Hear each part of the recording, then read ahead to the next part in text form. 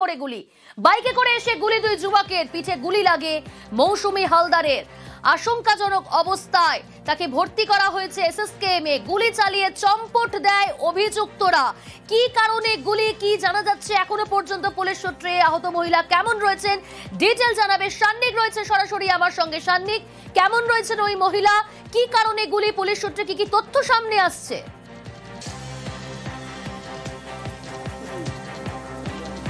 দেখো এই মহিলার অবস্থা যথেষ্ট সংকটজনক এবং ঠিক সেই কারণেই তাকে এমআর বাঙ্গুর থেকে ইতিমধ্যেই এসএসকেএম এ নিয়ে যাওয়া হয়েছে এসএসকেএম এর ট্রমা কেয়ার ইউনিটে তাকে ইতিমধ্যেই নিয়ে যাওয়া হয়েছে যে জায়গায় ঘটনা ঘটেছে আমি সেই জায়গায় দাঁড়িয়ে রয়েছি সেই জায়গার ছবিটা একবার তোমায় দেখাচ্ছি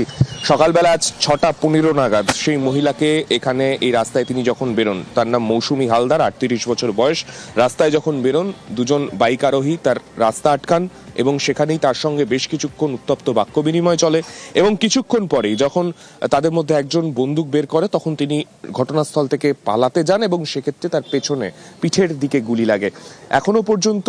এই ঘটনার কারণ কি কারণে গুলি চালানো হলো সেই সমস্ত বিষয় ইতিমধ্যেই তদন্ত শুরু করা হয়েছে পুলিশ আধিকারিকরা রয়েছেন ঘটনাস্থলে তারা গোটা বিষয়টা যেমন একদিকে খতিয়ে দেখছেন তার পাশাপাশি যে জায়গায় ঘটনা ঘটেছে জায়গাটাকে সিকিউর রাখা সেই কাজও কিন্তু পাশাপাশি হচ্ছে এখনো পর্যন্ত পুলিশ আধিকারিকরা চেষ্টা চালিয়ে যাচ্ছেন যে এই বাইক আরোহী যারা ছিলেন তারা কোথা থেকে এসেছিলেন এবং আশেপাশে যেহেতু অত্যন্ত সরু একটা গলি আশেপাশে প্রচুর বাড়ি রয়েছে কোনো বাড়ির কোনো সিসি ক্যামেরা বা কোনো জায়গা থেকে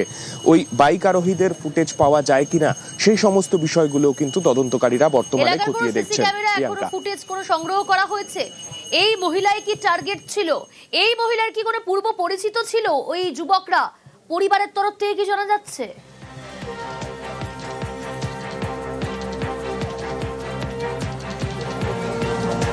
দেখো প্রাথমিক যে তদন্ত শুরু হয়েছে তাতে যে জায়গাটা যে ঘটনাস্থল তার আশেপাশের যে বাড়িগুলো রয়েছে সেই কোনো বাড়িতে কোনো সিসি ক্যামেরা এখনো পর্যন্ত নেই কিন্তু যেহেতু সরু রাস্তা এন্ট্রি এক্সিট যে যে জায়গাগুলো দিয়ে হতে পারে সম্ভাব্য সেই সমস্ত জায়গার যে বাড়িগুলো রয়েছে কোনো বাড়ির কোনো ক্যামেরাতে কোনো ফুটেজ যেটা পুলিশের মনে হতে পারে তদন্তে গুরুত্বপূর্ণ সেই বিষয়গুলো পুলিশ একদিকে খতিয়ে দেখছে এর পাশাপাশি যে মহিলা আজকে সকালে গুলিবিদ্ধ হয়েছেন পুলিশের প্রাথমিক তদন্তে অনুমান পুরনো শত্রুতা ছিল তাদের মধ্যে এবং সেই কারণেই এই ঘটনা ঘটেছে কিন্তু কি কারণে শত্রুতা বা যারা ঘটনাটা ঘটিয়েছে তাদের পরিচয় আদতে কি সেই সমস্ত বিষয় কিন্তু তদন্ত সাপেক্ষ এবং তদন্তের পরেই গোটা বিষয় বিস্তারিত জানতে পারা যাবে বেশ পরিস্থিতির উপর নজর রাখো আরো আপডেট নেব আগামী সময়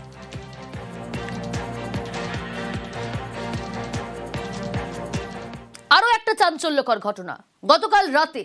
দমদম পার্কে আক্রান্ত পুলিশের আগ্নেয়াস্ত্র ছিনিয়ে নেওয়ার চেষ্টা নাইট পেট্রোলিং এর সময় আক্রান্ত পুলিশ বেপরোয়া বাইক আটকাতে গেলে চড়াও যুবকরা লেকটাউন থানার কনস্টেবল ও সিভিককে মার পুলিশের গাড়িতে ব্যাপক ভাঙচুর